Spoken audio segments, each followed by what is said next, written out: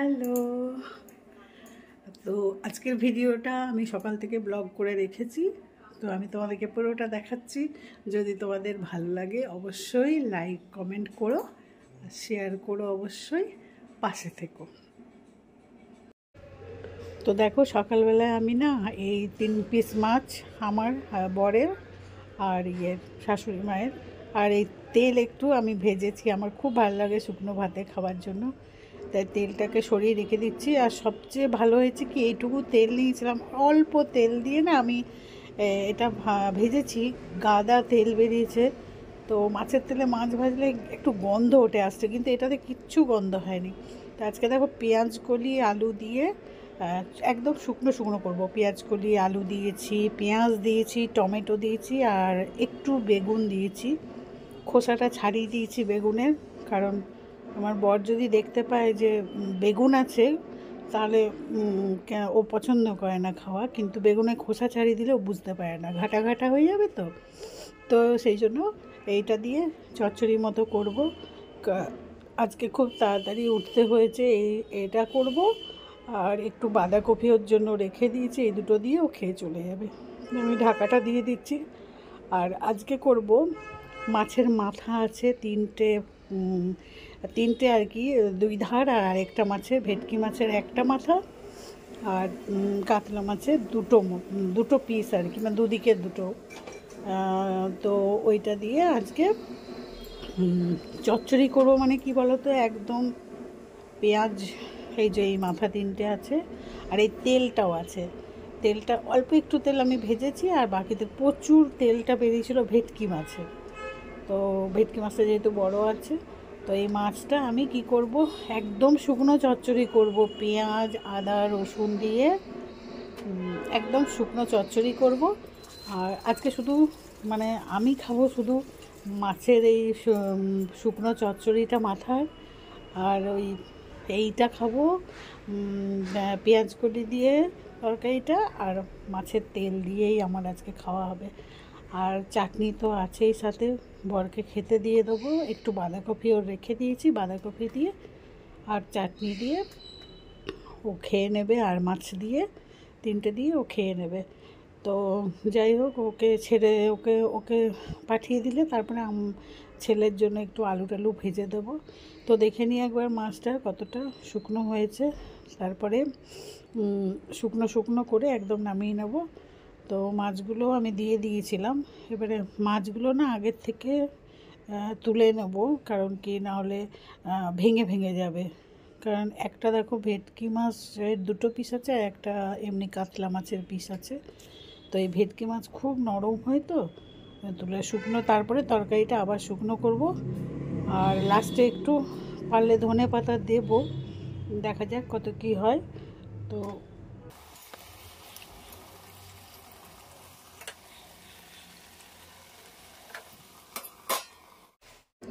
আর ওদিকে শাশুড়ি মাও উঠে পড়েছে, এখন ঠাকুর পুজো করবে।